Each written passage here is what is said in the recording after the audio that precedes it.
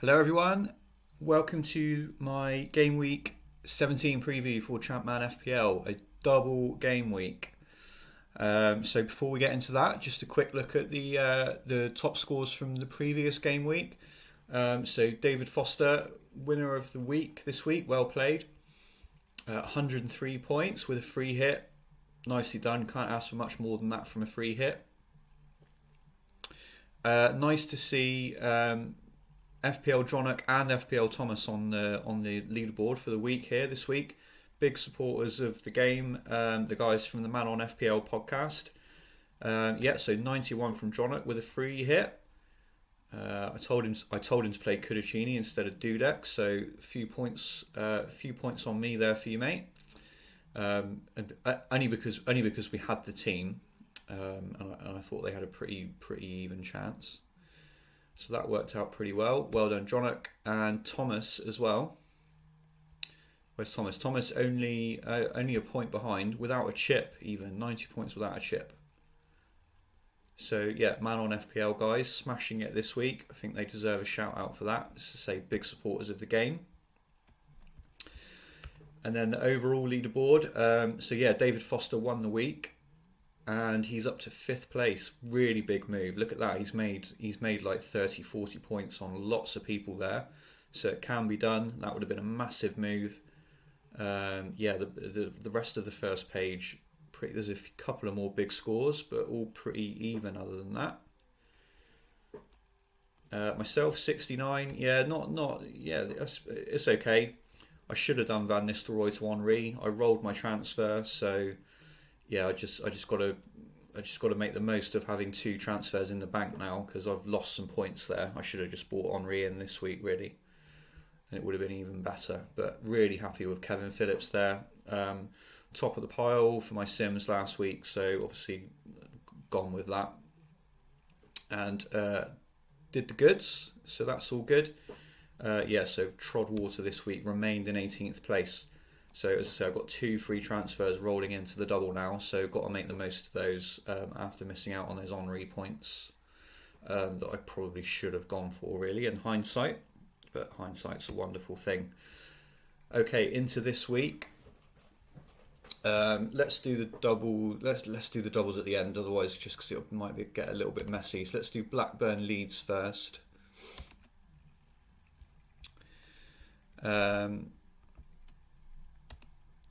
Okay, so Blackburn will they play normal at home every time, and Leeds play normal away. It's away from home against this kind of opposition. So fairly cagey game, this one. Almost identical tactics, except Leeds play the offside trap. So, but you know, Blackburn's passing is mixed. So that shouldn't play a huge factor. But anytime Blackburn knock it long, then that's good for Leeds. But they will mix it up. And the Sims then, so yeah, as I said, it's 2 fairly cagey tactics going head to head, 2 pretty good teams. So this is pretty much what I'd expect to see. Leeds have got slightly better players. So tight games where Leeds are edging it by the odd goal is what I've mostly seen.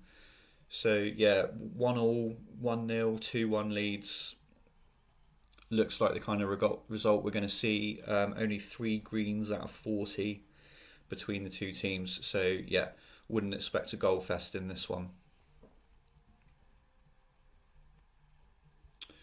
Player returns, that was in the wrong order, wasn't it? But interestingly, Harry Kewell came out on top from midfield for me in this one. Robbie Keane in there, Hart, Viduka. So yeah, pretty low numbers. But I was quite surprised to see that Kewell breaking from midfield came out on top. But as I say, it's not big numbers really. A tight looking game, this one.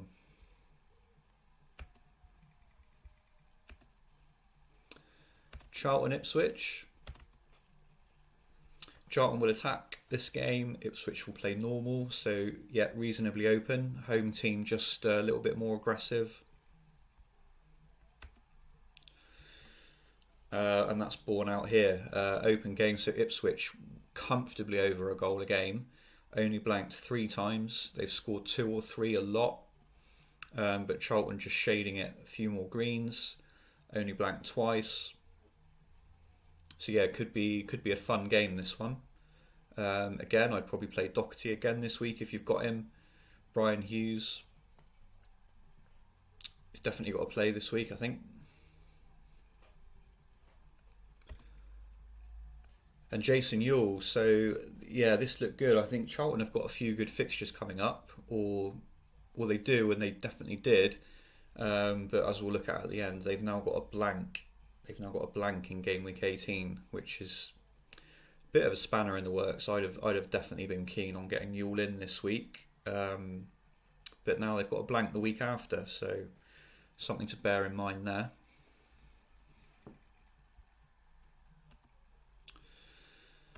So that's Charlton Ipswich.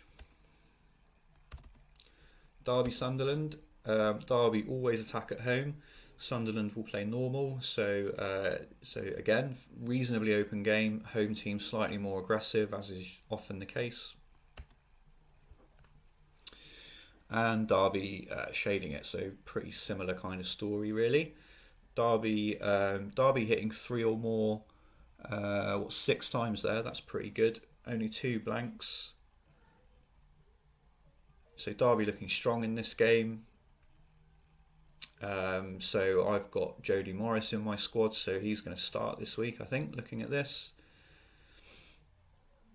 And then for Sunderland, they've got a reasonable chance of scoring some goals, haven't they? So their average is brought down a bit by the blanks, but they have scored twice. Once, 2, 3, 4, 5, 6, 7, 8, 9 times. 9 times out of 20 they've scored at least twice. So that's still pretty good, isn't it, really?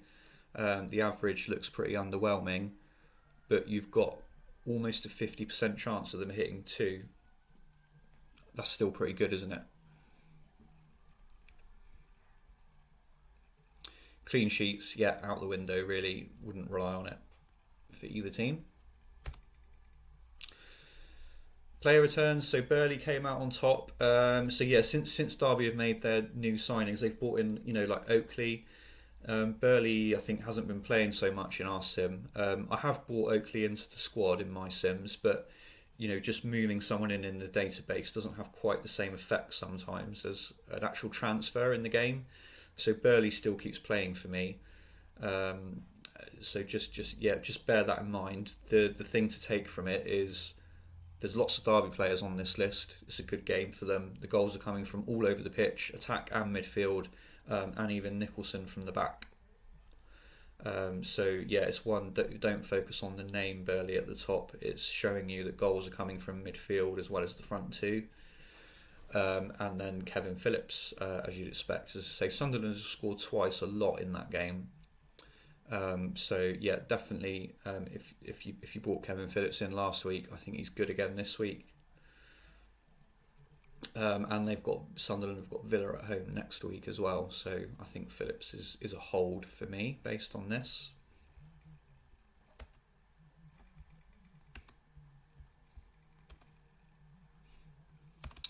Everton Spurs. Attack versus attack.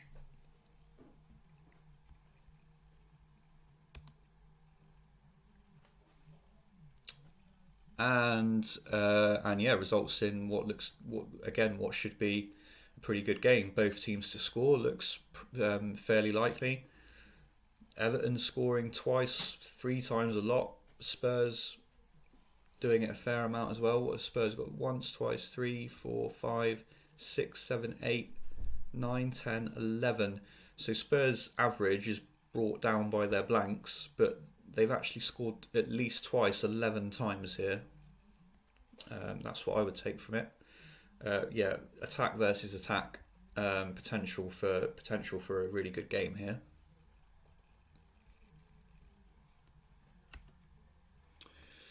Top returns. Rebrov continues to fail in the actual game, but I think it is another chance for him. But again, along with Jason Ewell, he now blanks in game week 18, which again is another spanner for me. So I really like Yule this week.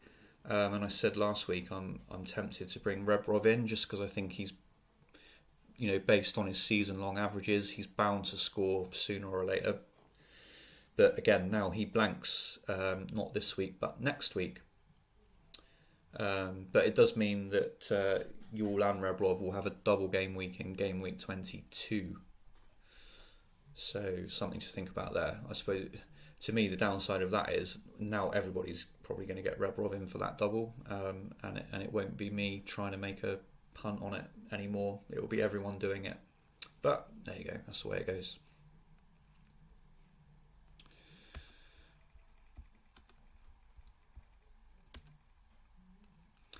Leicester Man City. Leicester attack at home. Man City defend away, but they don't play men behind the ball. They do counter attack. They do press, so it's not too bad. But it does make for a fairly tight game, although both teams are averaging over a goal. Not too many blanks, 8 out of a possible 40 between the two of them. This looks good for a 1-1 or a 2-1 either way, really. Looks the bet.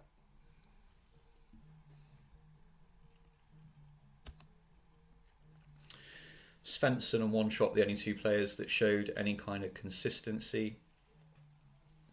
Again, low numbers. Not too much to take from it, other than, not that you probably would anyway, but it's not a game to put your captain or worry about transfers too much, really.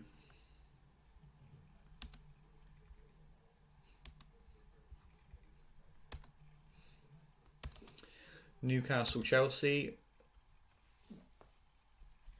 I think Newcastle will probably attack this game. Chelsea play normal away. So again, potential for goals from both teams.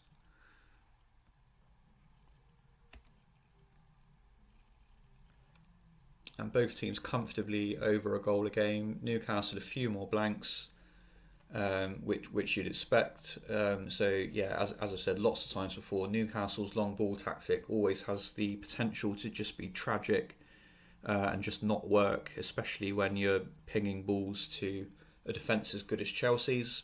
So there is a fair chance that Newcastle will blank on that basis. But on the other hand, they are going to try to attack, and they do have good players. So, it's that thing that makes it kind of open. They have scored some goals a reasonable amount of times, but there is that danger that the long ball just flops and Chelsea's defence mop it up for the whole game. Chelsea look less likely to blank. They're scoring twice a reasonable amount of times again.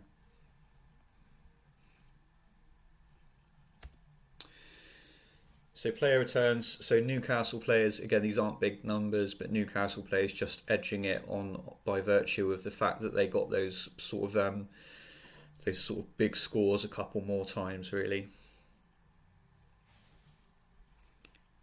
You don't need me to tell you that Shearer's the most likely guy for them.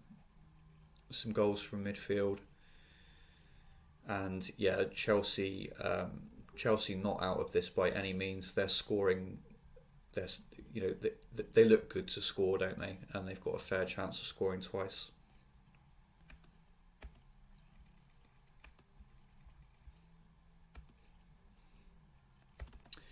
Villa Millwall. So Villa will attack, Millwall will play normal. So this is one of those where Millwall just aren't very good. So maybe they might be better off defending in this game, really, in terms of not getting battered. But they won't. They will play normal. They'll leave it fairly open, and that's good news for Villa because they've just got much better players. But make sure you catch the stream before you do anything on this one. Seen a couple of tweets which suggests that Villa have got a number of injuries that we're going to be told about on the Sunday night stream.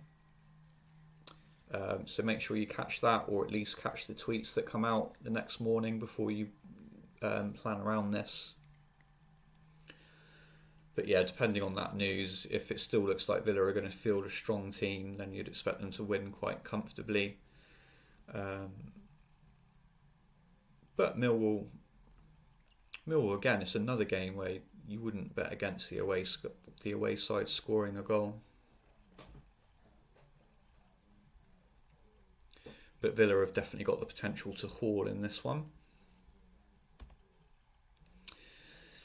So the player returns that I saw, Angel out on top, 16 returns. Balaban, shared returns with Dion Dublin, really. Angel was the one that played more often than not, and then it was either Balaban or Dublin that went with him up front. So either one, whoever plays up front, it's a good game, isn't it?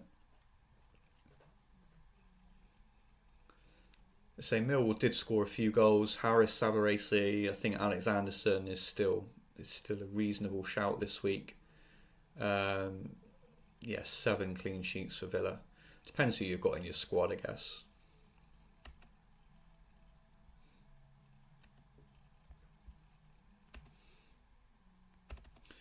Watford Borough. Watford will attack at home. Borough will play normal. So this is the beginning of a run of away games for Middlesbrough. I think they've got definitely 4, because that's what I see on my ticker that we show at the end. So they've got at least 4 games in a row away now, Middlesbrough. So yeah, pretty even this one. Watford will attack. Borough have got the better team, so it kind of evens itself out. I mean, there's really nothing in this, is there? Both teams to score looks decent, and you've got the outside chance of one of them hauling for you. But yeah, the clean sheets, Middlesbrough clean sheets, they've been keeping a ridiculous number of clean sheets. But they're on a quite long away run now, where they're going to be facing attack every week. So if they can keep that going through this run, it'll be impressive. Player returns, so yeah, just another indication of what we've seen, 50-50 really, nothing in it.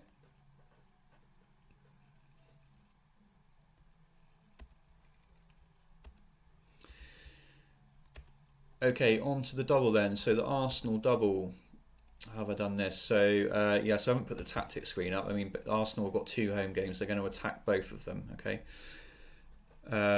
Liverpool will defend, but not have men behind the ball.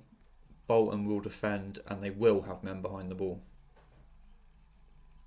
But it's thrown up sort of similar results really. Obviously, Liverpool are a better team than Bolton. I say Bolton have been doing really well, haven't they?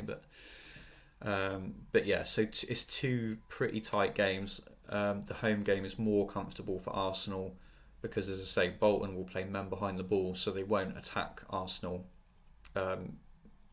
barely at all.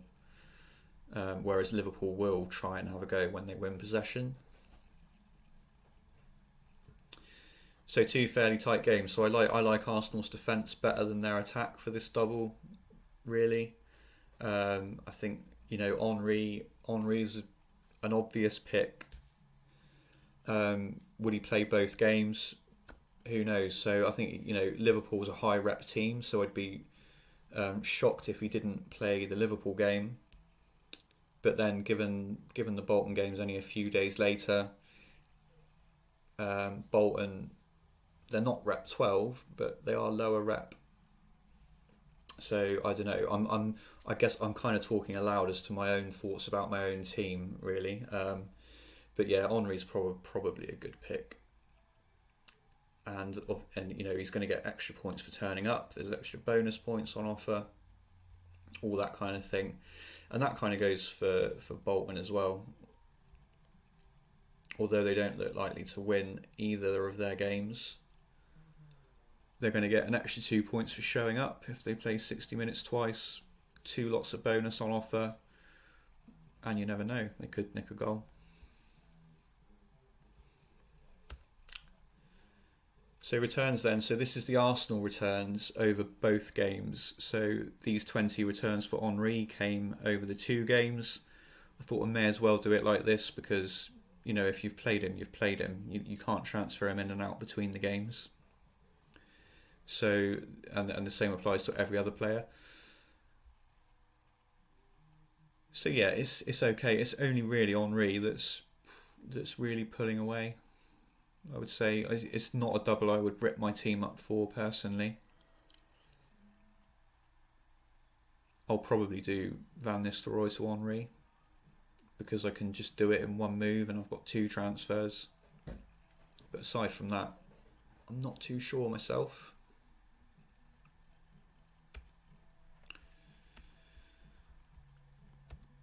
So that's how Arsenal look. So Bolton. Yes, this just shows you. So this is how Bolton will play in both games. So they're away to Man United and away to Arsenal. So they'll play defensive men behind the ball in both those games. And this is how it looks from their perspective. So the Man United game, Man United well out on top, hitting 3s, 4s, 5s, a good amount of times. Bolton really struggling to score again. And obviously the Arsenal Bolton we've just looked at as well.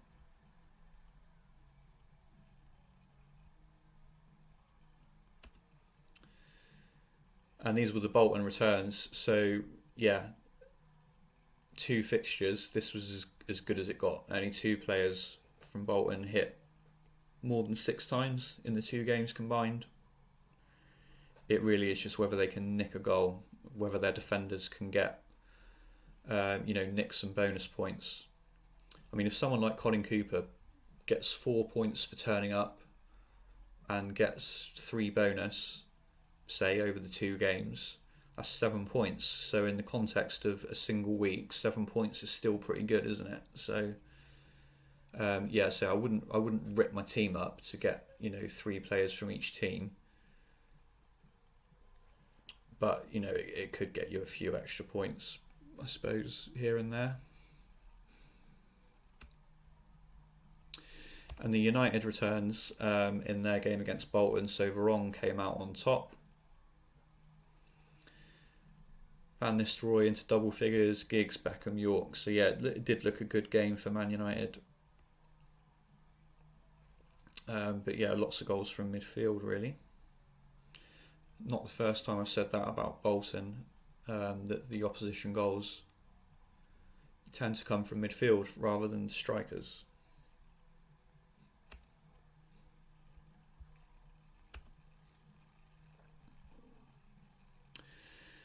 So top returners then for the week. So Henry with his double 20, Yule hit 20 in a single week, but again he's got the blank the week after, so something to consider there.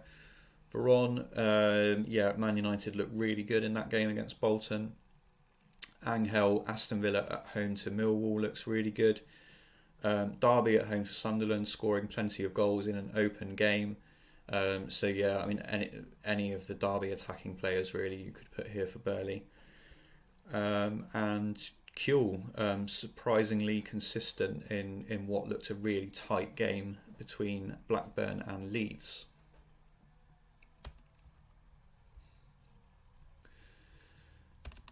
Defensive look ahead. Arsenal, obviously, they've got a double. They've now got a double where Liverpool and Bolton will both go to Highbury and defend. Millwall was a really good game for them away from home. Then they'll have Ipswich at home and Middlesbrough at home. So yeah, really, really decent looking for Arsenal. Leeds, pretty good run. Tight game this week. Blackburn orange because they did score more often than not, but only once. Then Leicester at home and Man City at home, they'll both play defensively, and so will Liverpool. Decent run for Leeds. Man City. So I think it's normally the big guns on this screen, but I do think Man City to nick a few points here and there aren't too bad. So we just looked at the Leicester game. which looks pretty tight. Then they'll have Derby at home. Leeds away is poor, but then they've got Millwall at home. So yeah, just in the context of not being a big team and it being so hard to pick clean sheets in this game, Man City's defence doesn't look too bad out of the rest of the pack. Attack look ahead. Arsenal, they've got a double game week. Then they've got Millwall. Then they've got Ipswich at home and Middlesbrough at home. I mean, that's a great run, isn't it? Blackburn, pretty good run, so looks tight this week. Then they've got Watford at home, Sunderland at home, and Spurs at home. Another really good run. Chelsea, I don't think they've got any reds. Charlton, I probably would have put a flame by Charlton here, but they've got a blank game week, so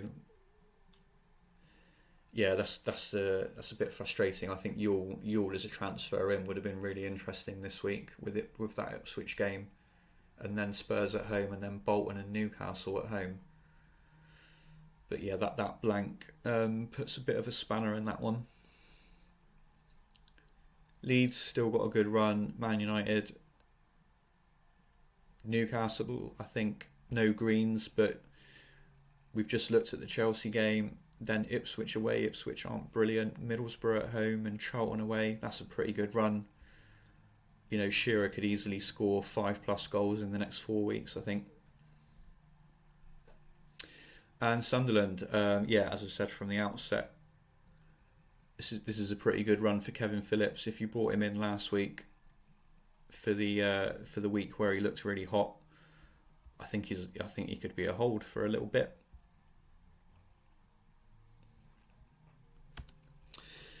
So that's it. Good luck with the double game week. Yeah, so I've got two free transfers now. So yeah, I'll have a think about the best way to use those. Yeah, good luck with it. Whether you attack it, I might be completely wrong. Attacking this double might be absolutely the thing to do. Who knows? That's the fun of the game, isn't it? So good luck with whatever you decide to do with it, and see you on the other side. Cheers, folks.